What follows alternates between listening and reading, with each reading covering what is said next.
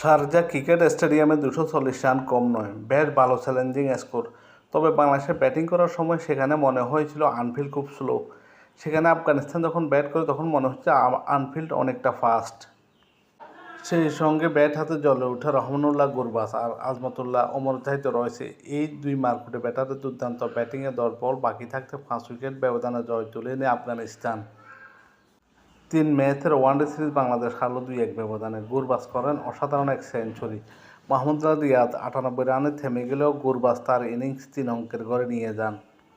Out হন ১০১ run করে। আজমতুল্লাহ ওমর জাহিদ অপরাজিত থাকেন ৭০ রানে।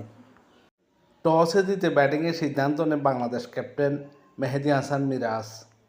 ব্যাট করতে নেমে আগ্রাসী ব্যাটিং করতে থাকেন দুই ওপেনার তানজিদ তামিম ও সৌম্য সরকার। মাত্র দুইবার জীবন পান তানজিদ তামিম। শুরুতে বিনা উইকেটে এই জুটি সংগ্রহ করে ৫৩ রান। এরপর ৭২ রানে নেয় ৪ উইকেট। চরম বিপর্যয়ে পড়ে বাংলাদেশ। সেখান থেকে দলকে টেনে তোলেন মাহমুদুল্লাহ রিয়াদ ও মেহেদী হাসান মিরাজ।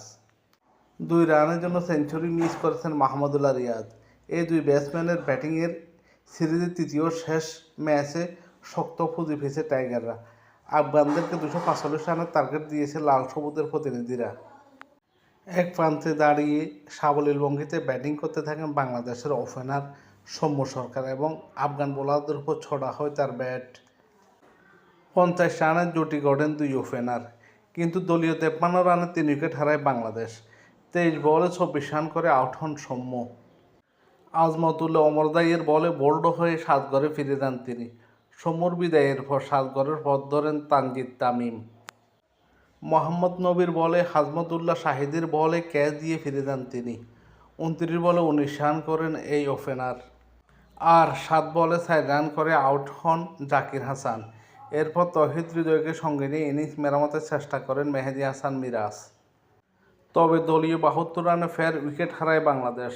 ১৪ বলে ৭ রান করে আউট হন তৌহিদ হৃদয়।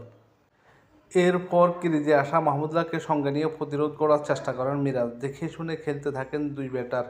সাবলীল ব্যাটিংয়ে ৬৩ বলে ৫০ তুলে নেন মাহমুদুল্লাহ।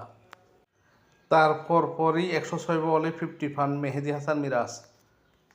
আফগান বোলারদের কোনো সুযোগ না দিয়ে রানে ছাকা সচল রাখে মেহেদী হাসান মাহমুদুল্লাহ রিয়াদ।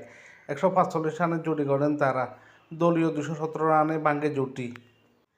১১৯ বলে ৬৭ রান করে সাজঘরে ফিরেন মিরাজ। তার বিদায়ের পর ক্রিজে এসে সুবিধা করতে পারেনি জাকের আলী অনিক। ২ বলে ১ রান করে আউট হন তিনি। ৫ রান করে ফিরে আসেন নাসুম আহমেদ। তবে এক প্রান্ত আগলে রাখে একাই লড়াই চালিয়ে যান মাহমুদুল্লাহ রিয়াদ। অল্পের জন্য সেঞ্চুরি মিস করেন তিনি। ৯৮ বলে ৯৮ রান করে আউট হন এই অভিজ্ঞ ব্যাটার। শেষ পর্যন্ত ৫০ ওভারে ৯ উইকেট হারিয়ে ২৪৪ রান করে বাংলাদেশ।